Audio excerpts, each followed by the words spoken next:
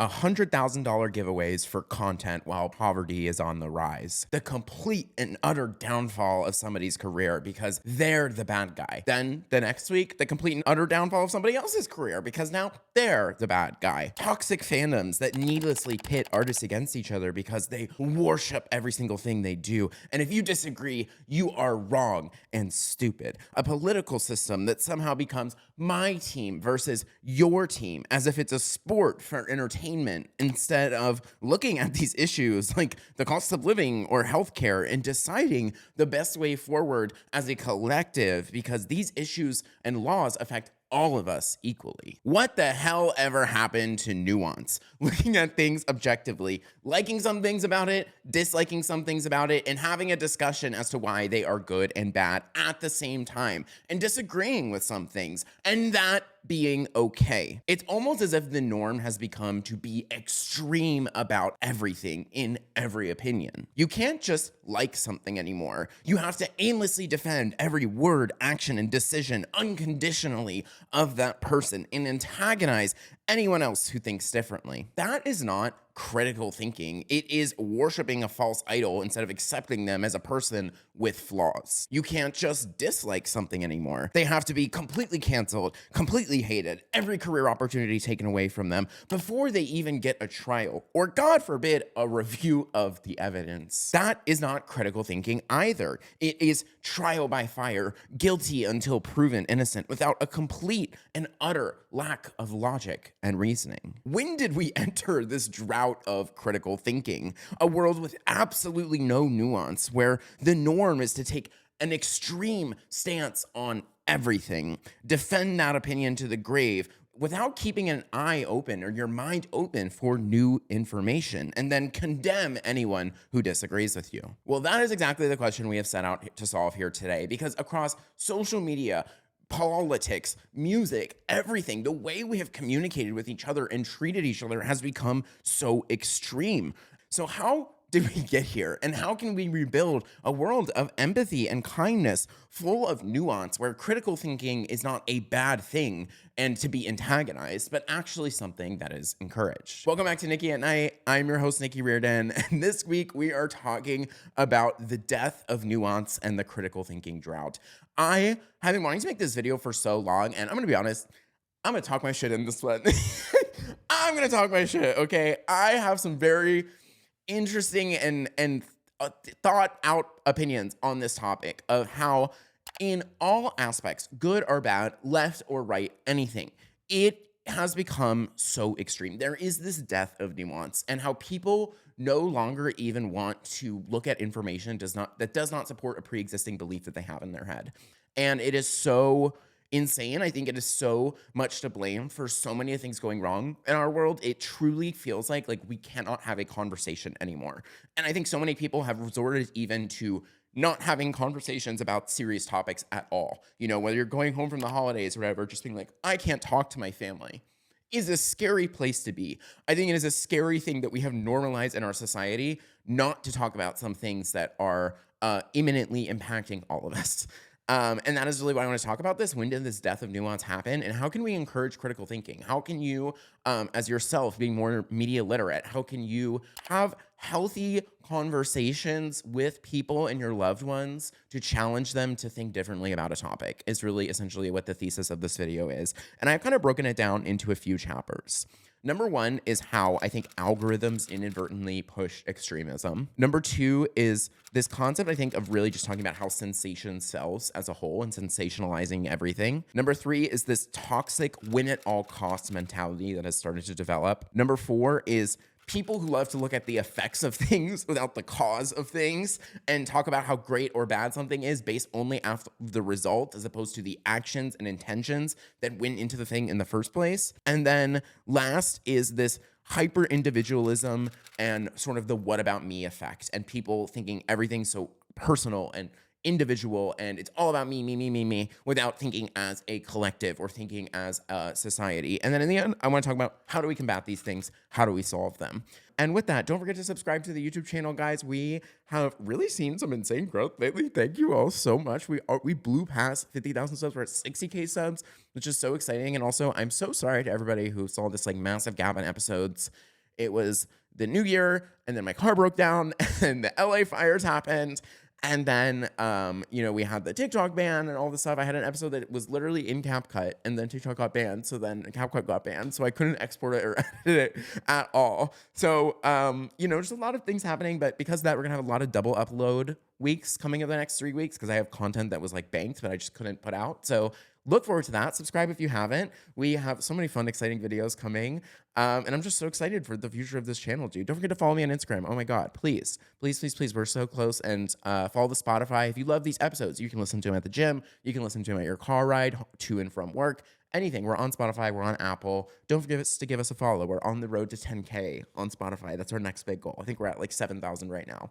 So with that, let us dive into the death of nuance and critical thinking, starting with algorithms. I have this theory that algorithms are designed to push extremism almost subvertently because they do not look at if a piece of content is good or bad, only if we like it, only if we engage with it. So because of that, if you have a radical opinion on any topic, you are more likely to click that video, engage with that video, like that video, comment that video. Then the algorithm goes, okay, we need to surface you more videos like this. So because of that, there is this influx of information and opinions that you already have, right? Like that's essentially what algorithms are designed to do. If you like this song, then it's going to surface you 10 more things about that song. And because of that, I think it has created a lot of these false sense of psychological norms that don't actually exist. Number one is just this inadvertently creates this confirmation bias on all topics. So confirmation bias is a psychological phenomena where individuals tend to seek, interpret, and remember information in ways that conform to their pre-existing beliefs or hypotheses, while ignoring or discounting evidence that contradicts them. Two big key factors of this are, number one, interpretation bias, being that interpreting ambiguous information in a way that aligns with your pre-existing views. So if anything's gray area, you somehow assign it to supporting a belief that you already have. And number two, memory bias, which is the psychological proof that we remember evidence or things or information that support our beliefs more than things that challenge our beliefs. And if you were to present somebody the list of information about, somebody they love or something that they're interested in, whether that is a politician, whether that's a music artist, whatever, and 10 of those are bad and 10 of those are wrong, they're more likely to remember the things that there are good and that they like about the person. So because of that, it has created this massive sense of groupthink, which is when people are prioritizing harmony and consensus over critical thinking and individual opinions. This often leads to poor decision making because dissenting views are suppressed, and they believe that the group may overlook alternative solutions or risks. And the classic psychological example of this that they have tested is like this lines experiment where, they have one subject and like 5 paid actors, and they bring them into this testing room and they show them a bunch of lines and they tell them they're taking an eye exam. And, they're like, okay, which line is the longest? Which line is the thickest? Which line is black versus which line is dark blue? And they intentionally have these 5 other paid actors lie. Like they'll say, look, this one's the longest, even though it's like clearly not the longest. And then the one person who's not the paid actor in the room is actually the secret text subject. So they intentionally make the other people say, I think B is the longest, B is the longest, B is the longest. And then the person will literally change their own belief, ignore their own eyeballs because of this social pressure, because of this idea of groupthink that like, oh my God, well, if 5 other people think it, then like it has to be true. And what is crazy about algorithms is they create that echo chamber all the time. Again, in any and all topics, right? If you click on one video about a topic, you will be surfaced more videos about that topic. So then you see, oh my God, there's all these people that have this opinion. Well, then like it must be true. And I think that this is really how we have seen a lot of these sensationalized pipelines exist, right? You can think of these like, Andrew Tate type men who constantly spewing about how like women shouldn't have rights and how men should be allowed to cheat on women, but women can't cheat on men, like very crazy things. And I do genuinely believe that not over 50% of males believe that. I don't think that. But I do think that once you click on a video like that, there is 10 other videos like that from 10 other creators. So then those get surfaced to the person. And that is how they fall down this pipeline of extremism, right? Even if it's not a widely held belief, there is this illusion that it is, because an algorithm is not looking at whether the content is good or bad, just whether you will engage with it. And this happens with any and all opinions on all things, right? Like if you're a fan of a music artist and you comment on 3 videos about that music artist, you're going to get surfaced everything they do, talking about how amazing they are, talking about how great they are, talking about this, blah, blah, blah, blah. And there is not a dissenting point of view, you know, like if you like something and they also are going to understand what you don't like based off that information, right? That is what these recommendation-based algorithms are. And I don't think that that is an inherently evil thing. I actually think it's genuinely a good thing. It makes it so we are able to discover new passions, discover new people, because these things are able to determine that we will like something even before we knew it. You know, like there's so many things I've learned from the internet and creators who have absolutely changed my fundamental point of view on things because I have discovered them through a recommendation system. What is scary about that is that the recommendation system has no ability to discern between good and bad, right and wrong, and the type of impact it could have on that person. And I think that this is true of all social platforms and all creators, all news media, and all things. This is something I really like to call called the MrBeast effect, and this sort of MrBeastification that we've seen of YouTube, where everything has to be extreme, right? 100 hours in jail, $500,000 to the last person who gives away on the car, burying myself alive for 48 hours. Like every single thing he does has to be more extreme than the last. And if you've made a video giving away $100,000 before, then the next video you have to give away more money than that, because if you give away $10,000, now by comparison, it's not as much. There is this constant like perpetuation of extremism. And I think that MrBeast is such an interesting example because everything he does is so quantitative, you know, like that is something he really figured out about the YouTube algorithm. It's not just, I spent a day in the house. It's 24 hours, 48 hours buried alive, 100 people. I gave 100 blind people the first time to see, whatever. Like he's always adding this quantitative element. And what's fascinating about him is you can literally see over the years how that quantitative element has had to grow, and how that quantitative element in growing has also increased in viewership is another fascinating thing. Like algorithms love extremism. You want to put people to any end of any spectrum.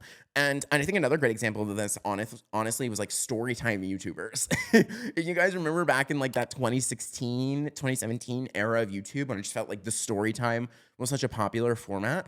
And then how there, like years later or whatever, came out all of these scandals or just situations where they found out people were exaggerating or lying.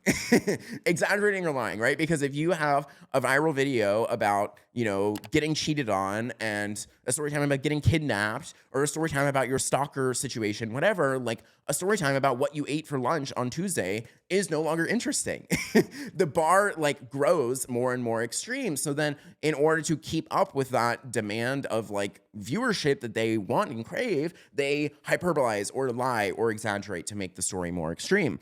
And this is where, you know, algorithm obsessed content has started to skew our reality, right? It is this desire to grow, to attain more of whatever views, money, anything, and at a lack of the integrity of the content. And that is, again, it's an internal thing. It's pushing extremism for this result without looking like, is this actually fully true and reflective of who I am as a person? And another interesting thing about algorithms, I think, is that algorithms not only push extremism beliefs, they punish you for trying something new. Like as a creator themselves, you know, they want to define like, who are you? What type of things do you make? What type of things do you talk about? And then how do we take your content and surface it to people who like those things, engage with those things, are interested in those things? And that, again, it's not necessarily a bad thing at face value. Like the situation I always say is like, if you, you know, have your favorite pizza shop in the world, your absolute favorite pizza shop, and you get home from work one day, you've had a long day, and you're like, dude, I'm just craving fucking pizza, and I need to order pizza. And then you go, and you're like, I'm so excited to go and pick up my pizza today. I've been thinking about it all day. And you get to the store, and they're like, hi, sir, we don't sell pizza anymore. We sell tacos. Even if those are the best tacos on planet Earth, like if you were craving pizza that day, you are going to be pissed, right? Like that is the value you have come to expect from that person in this way, in this thing. And algorithms are like that, right? You know, like if I'm sure this happens even on my channel, right? Like I talk about music so often, and then there's gonna be times when people follow me because they really, really care about my music commentary, and then I make a video like this that has nothing at all to do with music, and they're not interested, and that's fine. You know, the algorithm is it is designed to try and assign like almost this personality profile to who engages with your content and surface content to anybody who fits within that personality profile. But what's scary that is it creates this inability to stray from that, right? Like you get punished for trying to do something else. If you make a video that doesn't perfectly fit within the thoughts and beliefs of that person that is already there, it's not going to do as well. So that is how algorithms have inadvertently pushed this extremism. And I think that's why, you know, when you think about this real rise of extremism and beliefs in political spectrums, it's why it's happened so rapidly, so fast, is because short form video has really perpetuated that. I also think just in general, this, as I'll talk about later, as content has gotten shorter, misinformation has gotten bigger because people tend to talk about these very, very serious, in-depth topics that can't be adequately surmised in that amount of time. So they sensationalize it and make it short and clippable instead of making it like thought out and nuanced. Because at the end of the day, sensation fucking sells. Sensation sells. Like again, looking at like a content creator example, you know, you see these videos, it's like $1 hotel room versus $1,000 hotel room. When 99% of hotel rooms you have ever stayed in or will ever stay in are neither of those price points, right? Neither of those are a realistic price point. But what's interesting about it is it's like extreme A versus extreme B. What is, you know, better, different, whatever. But those videos do so well, right? If I made a video talking about my $80 hotel room at Motel 6, nobody cares, right? Because that's an experience everybody has had before. They want to see the extreme experience, the extreme thing that they couldn't do themselves. And because of that, you even see like YouTubers and people at all framing their videos like the best or the most or the worst, or sometimes even crazier adjectives like, you know, this movie was a dumpster fire. And it's because like, if you were to go, this movie was pretty decent. There were some parts of the plot I liked, but I felt like the ending was underwhelming. Nobody's gonna click on that video, right? Like, how do you design a thumbnail for that video? It's not, there's no sensationalized to it, so it doesn't sell. That video will perform less, and the person who is doing this as a career has to make their videos do well. You have to grow, to find financial stability, whatever. So because of that, they sensationalize it. And that is any and all things. That is reviews of music, that is food, that is challenge content, that is like, and anything, it's the best or the worst or the biggest or the most destructive, or you know what I mean? And creators have even talked about this. I remember this is one like Curtis Connor clip where he was talking about how it's like, you know, how like as a creator, he always has to think when he's like even planning out the video, you know, what is the extreme? What is the best thing? What is the worst thing? What is that big moment? And how am I crafting the title or thumbnail around that? And in my many years on YouTube, I have learned that hyperbole works really well. If something is like the best or the most or the worst, then people are probably gonna wanna watch it a little more, you know? Even if it isn't the most, right? You just have to go to those extremes if you want people to click on your videos. Even if you have a very like nuanced and developed take inside of that video, there is this sensationalization of it that you have to do. And all creators do this. Let me be clear. Even me, right? Like even me, I have done that. I have said the, you know, demise of blank or the rise of this. And it's like, is that person actually completely demolished in the demise of? No. Is this, you know, was that thing actually a full, complete, utter train wreck disaster? No. Like there were good things about it. There were bad things about it. And there's a nuanced take inside of that. But in order for people to even look at nuance these days, you have to sell them on extremism first, which is a really scary and interesting thing. And I think like the news is another such a great example of this, right? Like everything is a headline.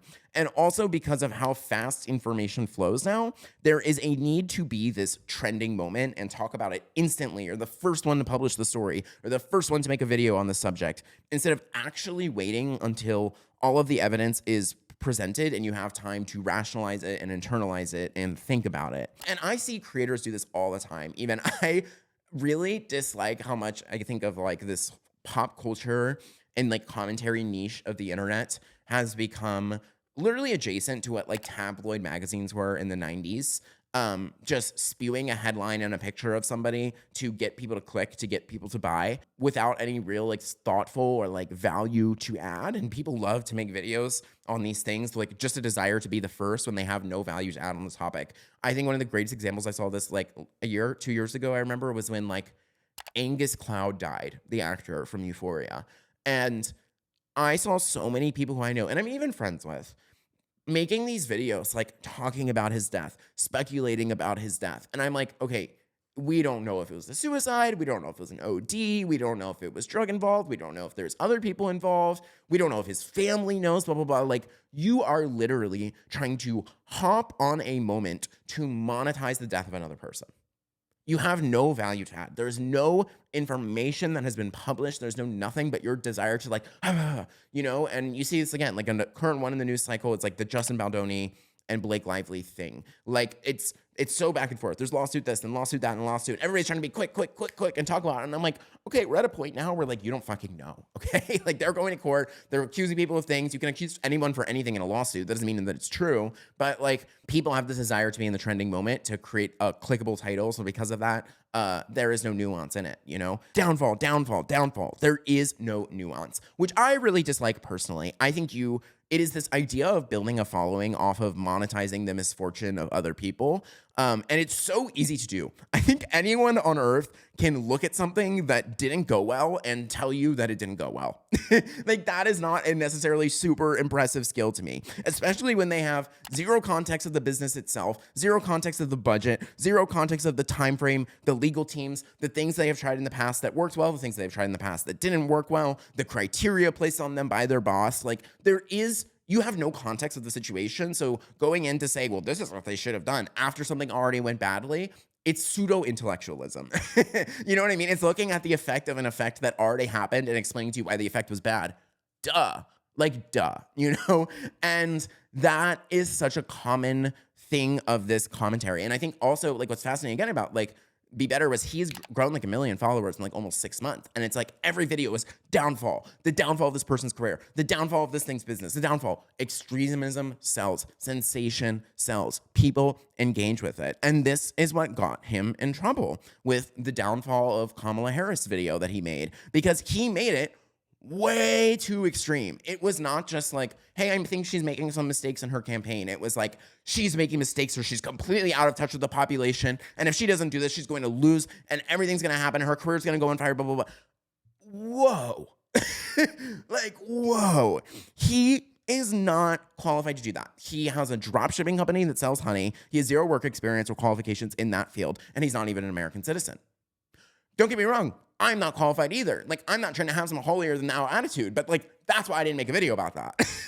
You know what I mean? And that I think is interesting because, however, that shouldn't be that he's not allowed to share his opinion. He absolutely should share his opinion. We should be questioning these institutions that govern our world. And a very, I would even say majority of his opinions and thoughts on the campaign of Kamala Harris were pretty accurate. What was wrong with it was how he did it. How, saying it was because of identity politics and this matter of extremism, because that's all she cares about and she has no policies and she's going to absolutely lose her career and blah, blah, blah.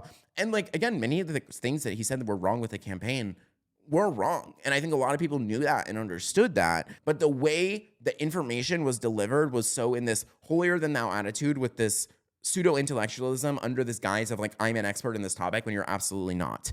And that is the problem with it. However, what is so interesting to me is he did not deserve the backlash he got at all. Like the fact that it became like a witch hunt, like hundreds of thousands of people unfollowed him. All these people making these videos talking about his dad and what his dad does for work and his business, and that he actually secretly had connections to the Trump campaign and the Trump campaign had paid him to make that video is so like, whoa.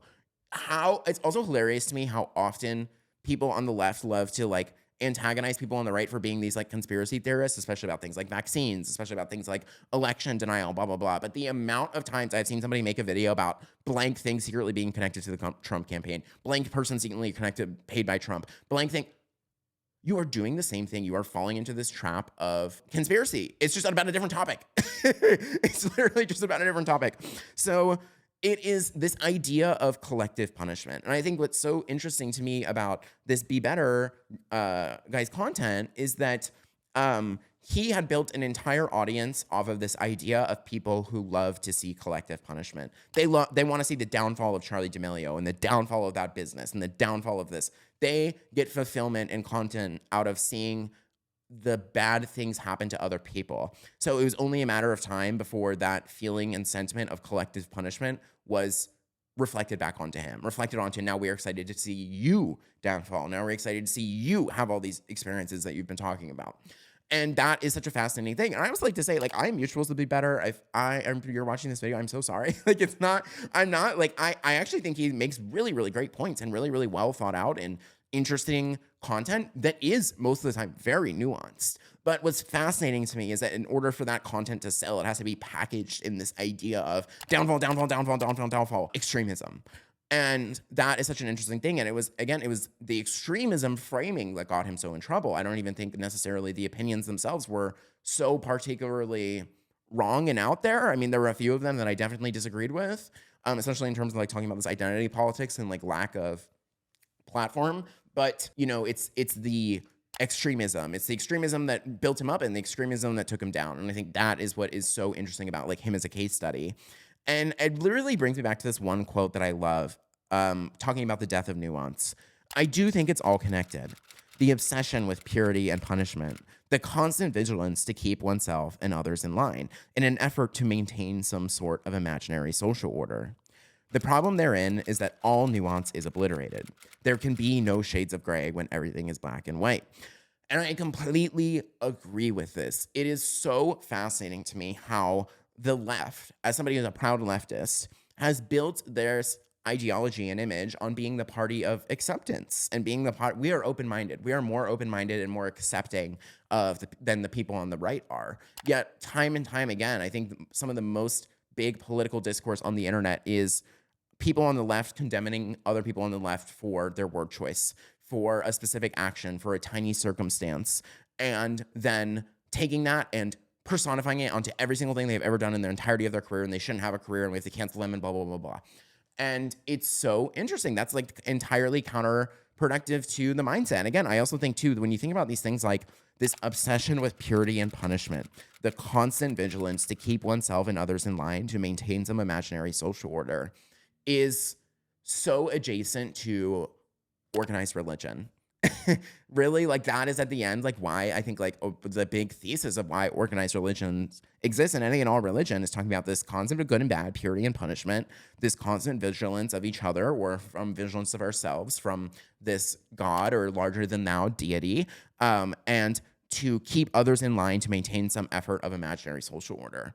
And it's so interesting how that has now, even with people who maybe aren't super religious or stray more towards spiritualism, anything, are now perpetuating these same concepts of this purity and punishment, of vigilance, of imaginary social order onto each other. It is this, again, talking about this like guilty until proven innocent mentality that has developed on the internet. And I think that is, again, talking about this Justin Baldoni, Blake Lively situation. It's so interesting to me because I even made a video about it on the topic. And literally, I said in that video multiple times, like, I think that there's some people right here and some people wrong here. And I think we're going to see instances of good people doing bad things and bad people doing good things.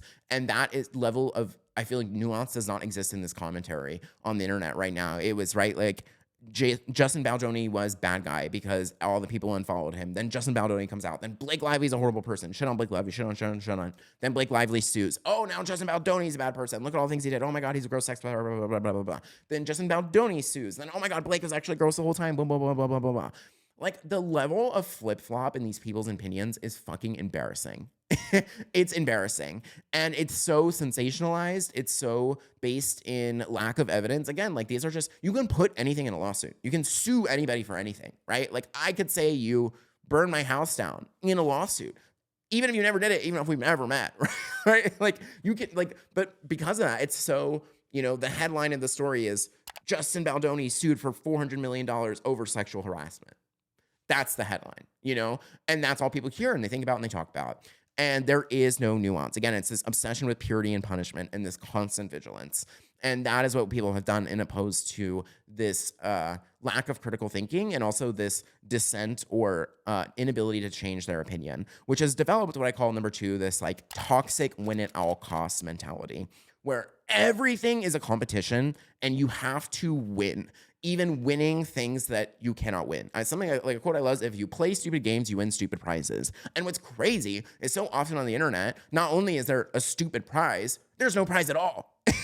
People cannot like admit that they were wrong. And then there's 2 examples I always see of this. Again, maybe just because of the type of content I make, like number 1 in politics and number 2 in like music and stan culture and fandoms. There is this propensity too of like, you can't just be right. You have to condemn the other person for being wrong. And if somebody disagrees with you, they will intentionally input words or a new sentence to make what you said wrong, so then they can tell you why it was wrong.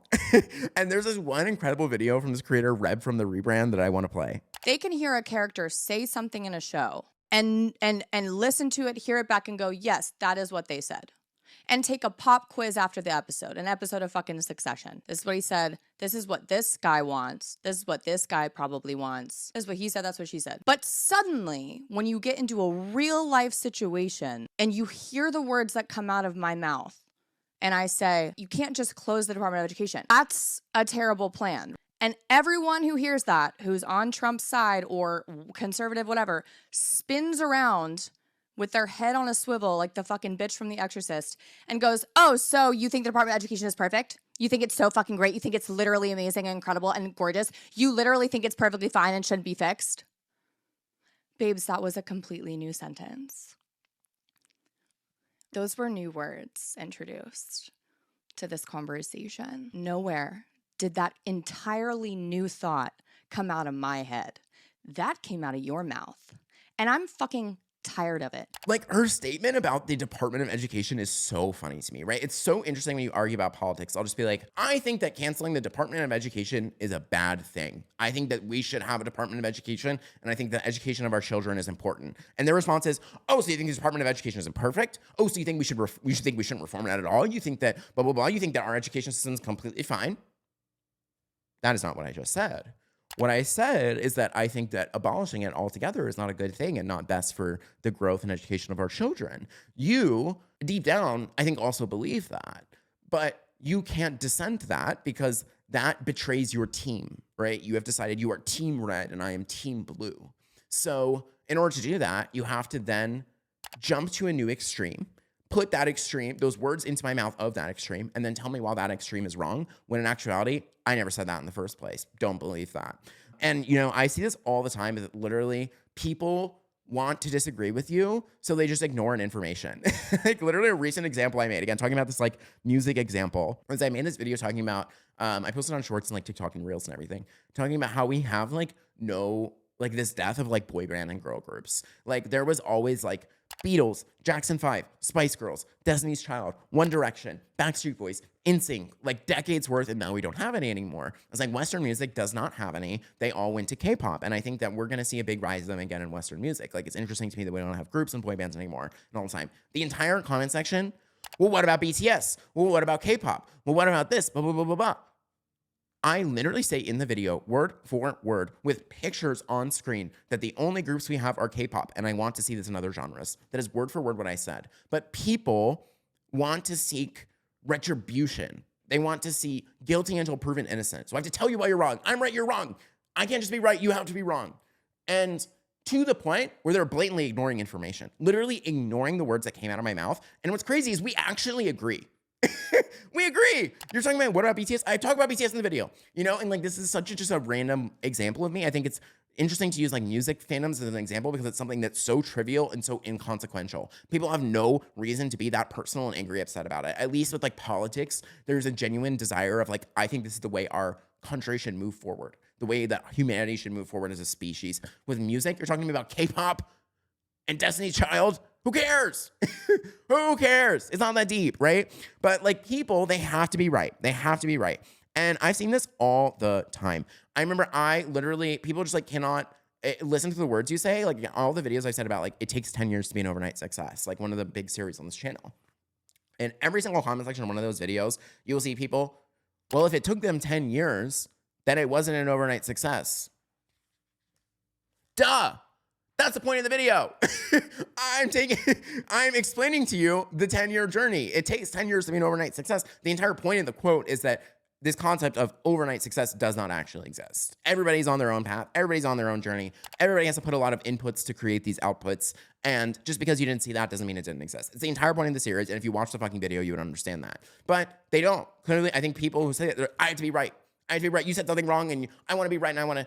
And I don't know why this is. I think maybe it's this weird societal thing. I think there's this weird, again, pseudo-intellectualism, feeling holier than thou to be right. I also think too, maybe with weirdly, there's this like big sentiment against just like hating influencers and any and all things and like wanting them to be wrong, you know, like wanting the product you promoted to secretly be bad or be a scandal or wanting your opinion to be wrong, wanting that, blah, blah, blah. Or also people believe too that if they can somehow prove something that you said was wrong and you got some sort of like views or validation or monetization from that thing, then they somehow feel like, oh, well, I could have had that too. You know what I mean? I don't know what it is. It is this weird thing. Another great example to this was like this, when I talked about, when I made the album of the year video episode, the amount of people who commented me on that section calling me a bad person, saying bad things about me because I didn't like Taylor Swift's album that much. It is ridiculous. It is embarrassing. It is embarrassing. The entire point of art is that it's subjective. We should not all have the same opinions on it. If it did not resonate with me and it resonated with you, that is totally fine. I'm not a bad person or wrong or anything because of that. And people also say things I think are just so funny to me. Like one, someone is like, you're just hating on Taylor Swift because you want views. I'm like, you think that saying something negative about, first of all, I didn't even say anything that negative. I literally just said I did not like this album as much as her other albums, which is an opinion I'm allowed to have. And two, the response was like, oh, you're just hating on her for views. And I'm like, you think that hating on somebody who has the largest fandom, the largest community of any artist who has ever lived ever is financially beneficial to anyone ever? Like, it's so, right? Like, there's no one's gonna pay you to, like, what do you mean? No one's paying you to be a hater. Like, they're not gonna pay, hey, can you make a video about my album talking about how much you hate it? Like, like, what are you talking about? You know, like, there's no critical thinking there. It's just a desire to be right. I think that this happens all the time. Again, especially fandoms and stan culture talking about this instant comparison. Like, as somebody who makes a lot of videos about music and movies and whatnot, it's so interesting. Like, if I make a video just saying something about Taylor Swift, there will be comments about Beyonce. If I make a video just saying things about Beyonce, there will be things about Taylor Swift. Even if I didn't say anything, even if I do anything, like this desire to compare and contrast and create a winner out of something that does not, like, music is not a zero-sum game. You know, it's not like there is one person, or if somebody has 1 million streams on a song, that means person B is going to get 1 million streams less on their song. Like, we can all like more than one thing. We can all engage with things in different levels. And also, again, talking about politics, I think politics is like one of the biggest examples where people have developed these ideas of teams and they have to support their team unconditionally. You know, like a great example of this recent was like, I was talking about the TikTok ban and how I made this video talking about, I was like, Trump did not save TikTok. Like, Trump's the entire reason that there's a TikTok ban in the first place. Like, the first piece of legislation ever passed in America in regards to a TikTok ban were 2 executive orders passed by Donald Trump in 2020. They were what kicked off this process. It failed through the executive branch, so they went through the legislative route. And yes, he did save it. Like, he did, you know, sign, like right now or whatever, he made it so it is not banned. But I'm not going to say he saved it or he did a good thing, right? Like, if you light a tree on fire and then you take a fire hose and you put out the tree, I'm not going to go up to you and be like, you're an American hero. You're a firefighter. Like, the response to that would be maybe like, hey, like, in the future, let's like not put any trees on fire, you know? And when I had said that and I made a video talking about this and people are like, well, Biden signed it into law. And I'm like, also keep in mind, literally in the video, I say, and the Democrats are fucking morons. They're absolute idiots for allowing this to happen. And Biden signed the bill, and I fucking hate you, Joe Biden. Literally, I say that in the video, word for word. And people went in this comment to be like, well, Biden did blah, blah, blah. As if, 1, that's not something I already said. 2, it's not a belief that I already had. They're not listening. They just have a desire to be right. And 3, it is this, the bar is so low now in any and all things that instead of saying, yeah, what somebody did is wrong and I disagree with that. You know, I still voted for that candidate, but I dislike that they did that. The response is now, well, this person did something worse. And I'm like, oh, well, maybe we don't need to have 2 bad things. Maybe we have 1 good thing. You know, like it is this desire to be like, well, you think the bar's low. Here, I'm going to show you where the bar has been lower. And that just, the result of that is we continue to lower the bar. And in actuality, I just want good things to happen. I think we all agree with that, right? We all want good things. We all want to live in a good place. And there is this inability to dissent things that you have supported. And that is like a really, really scary thing. Again, pushing people towards extremism. It's this death of nuance. And we need to normalize, again, people being like, you know, like, yeah, like I voted for Joe Biden. I think he had a completely disastrous presidency in terms of foreign policy. I think the way that the situation in Gaza and Israel escalated, the way that as many people died as they did, the way that the hostages were captive for so long was a disaster. I think he's a fucking moron and I hate him for that. I hate the amount of money he spent on the war. I hate that he spent billions of dollars, taxpayer dollar, whatever. But also, I think he did many good things. I think the Inflation Reduction Act is one of the best things ever. I think, or not one of the best things in his presidency, not ever. And, you know, this, the FTC really taking monopoly seriously for the first time in like a decade or a century. There are good things and bad things. And we need to go back to that. We need to go back to being able to say, I voted for this person and they did bad things and I like things that they did and they did other bad things. And like this unconditional support because you've assigned yourself to a team is scary. And it is what has created this rise of like fascism. And also, I think it's people looking at this, you know, looking at the effect without the cause, talking about this Trump ban. You know, again, it's like TikTok was saved. Yes, but what was the cause of the TikTok ban? The same person. You know, like you cannot just look at outcomes without, you can't look at outputs without looking at inputs. And you can't just look at a part of the picture and take that statement and project it onto the whole. Like you need to look at everything if you're going to develop this opinion. This is what I call this like poison cup theory, I think, on the internet of, you know, imagine that somebody handed you a cup of poison. It's 100% poison and said, drink this. You'd say, absolutely not.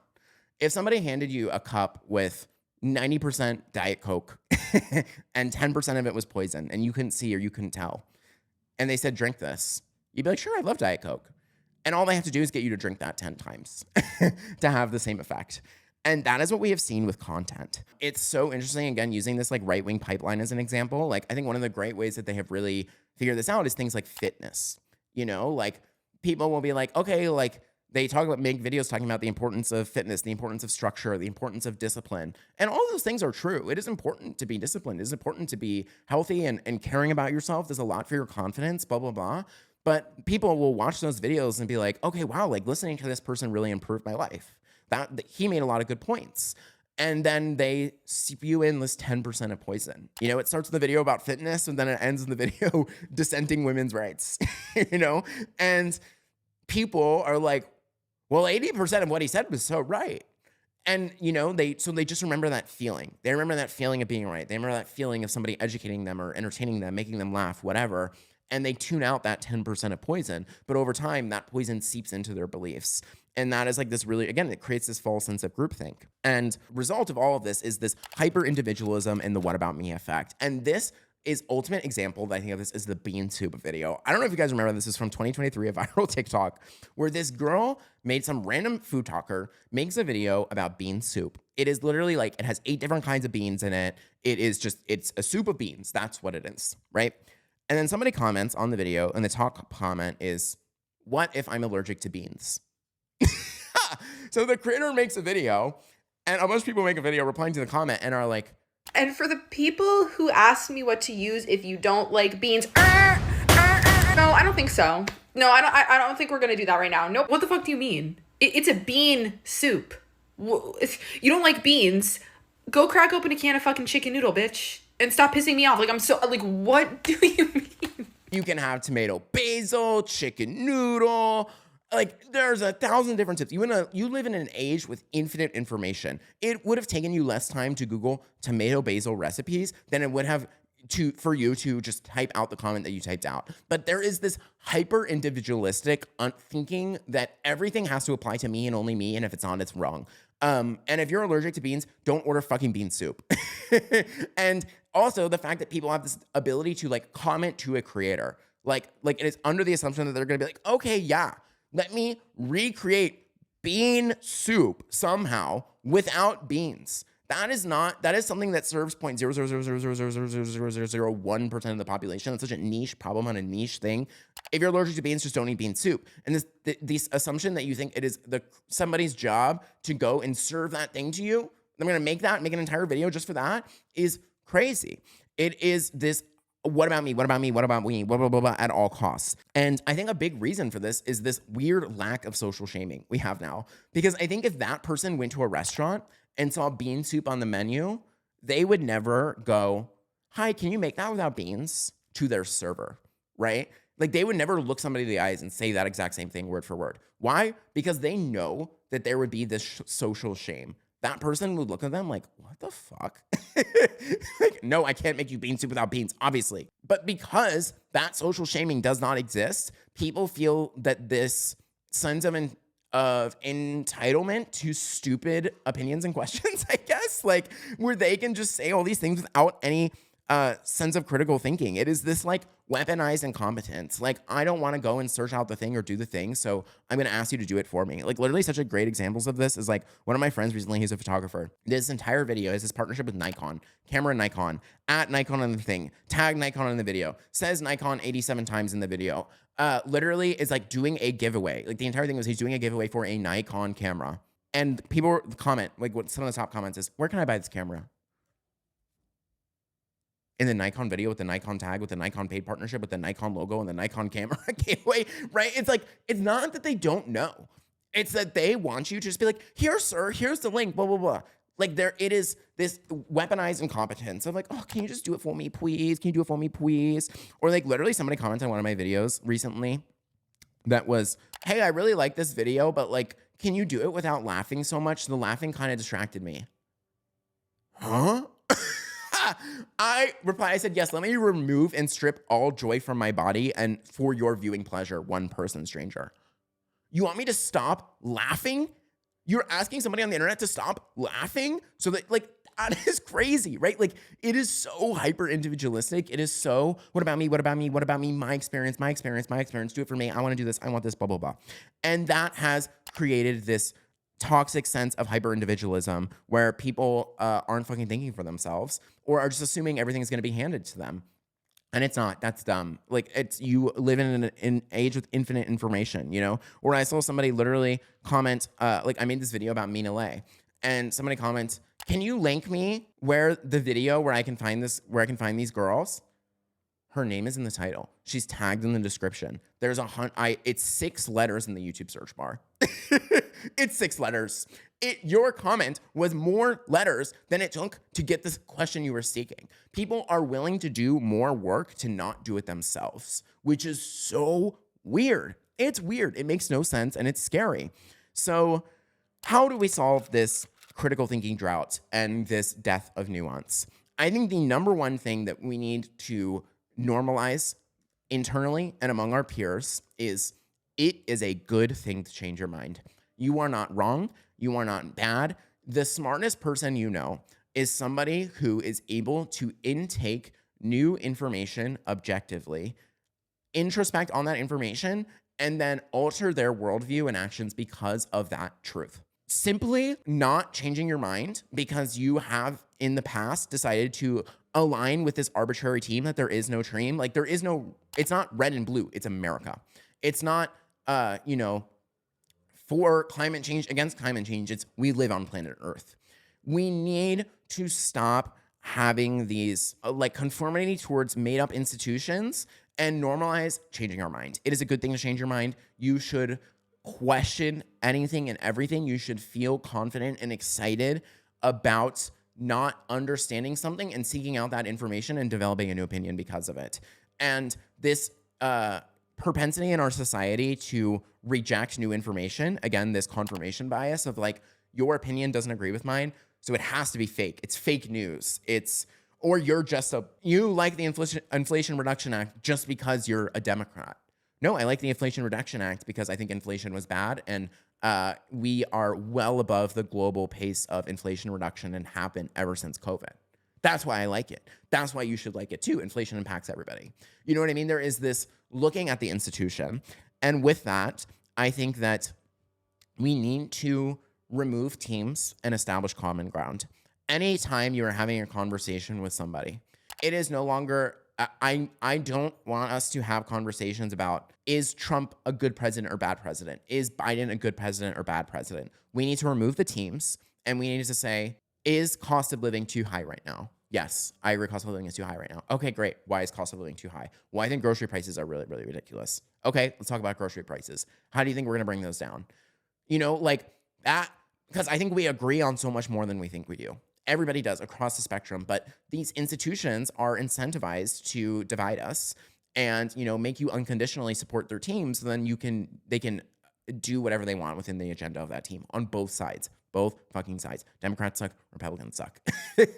And that we need to remove these teams. We need to start having conversations about the issue and then build up from the issue. You know, like that is like, so if you're having, you know, a conversation with your parents or whatever about these things, like don't talk about, you know, when they say cost of groceries is too high or whatever.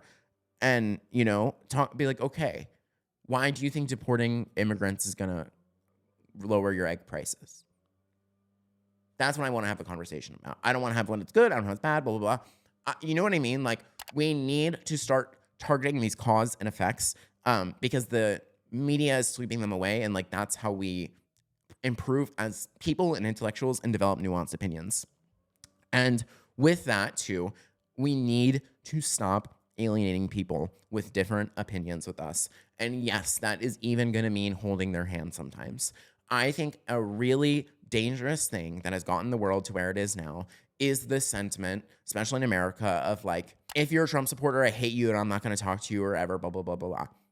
And don't get me wrong, I think that he is about to do some very evil things and has done some very evil things, and I'm scared. However, not talking to these people and not educating people is what got us here. It is what allowed this to happen in the first place. And yeah, it sucks that we have to hold their hand. It sucks that there are people who are not going to develop nuanced opinions themselves. But if they are not willing to do that, the solution can't be to isolate them, because isolating them into this echo chamber, into this groupthink, has only made that groupthink set in deeper and make them think they're more right and more powerful and more brazen and confident in dismantling the system in a really terrifying way. And that is what has got us here, and we need to stop doing that. I hate to say it, but we have to stop looking at these teams and alienating people for their team, and instead look at it as, okay, I think that if you have this opinion, I think it's because I want to provide you more information on your opinion. Not your opinion is wrong, you're a bad person for having that opinion. We need to look at it as a difference or dissonance in opinions is a lack of information, and the solution to that is to provide more information. And I think over time, that is how you win. That is how it can seep in, right? It's not going to be in a day. It's going to be brick by brick. It's going to start by saying, hey, you know, cost of living is really high right now, and I think that we shouldn't give our biggest tax cuts to billionaires and corporations. Let's start there. I feel like that's a pretty agreeable thing, right? I think that, you know, if like that, and if the government's, you know, saying, well, we don't have enough money for this, we don't have enough money for this, we don't have enough money for healthcare, blah, blah, blah, I'd be like, okay, well, like, you did have money, you chose to give billionaires tax cuts.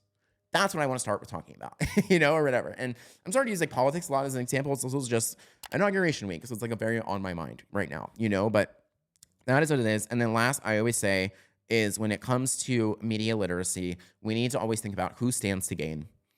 Who stands to gain? You know, like when it comes to, again, like talking about this TikTok ban and this TikTok unban in less than 24 hours, and the fact that it directly says his name, the fact that it directly said anybody's name, no matter who it is propaganda.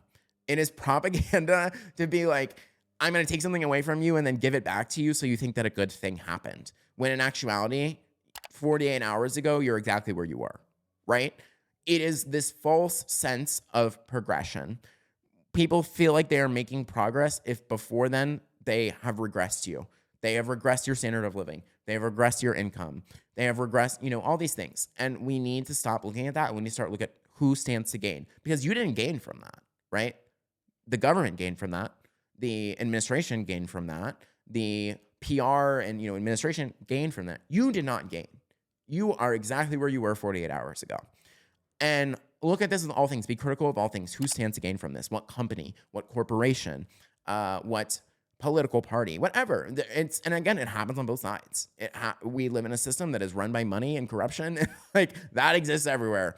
So that, I think, is what's really, really interesting about this death of media literacy and this death of nuance and critical thinking of, like, nuance has now been viewed as a bad thing. And I think my goal with this video is to establish the normalcy of nuance. I want us to like some things, dislike some things. I want you to like the artist, but not, or love the art, but not always love the artist. I want you to like the movie, but not like the ending, and be okay with talking about how you didn't like the ending, but you still thought it was a great movie. Be okay with you know, talking about how you think somebody's making a career mistake, but it's not the entire downfall of their entire existence. Like, we need to go back to establishing the middle ground in some way, somehow. That is how you build a bridge between this gap and extremism. It starts with common ground. So with that, I hope you all enjoyed this week's episode. Please don't forget to follow on Spotify. We're so close to 10K. Subscribe to the YouTube. It's been crazy shit going on, girl. I hope you're doing okay. I really don't know. I'm really figuring out how I want to use this, like, platform in this space to, like, talk and make people feel better or provide some sense of escapism, whatever. So I hope you're doing okay, and we're going to get through it. And I'll see y'all next week. Bye.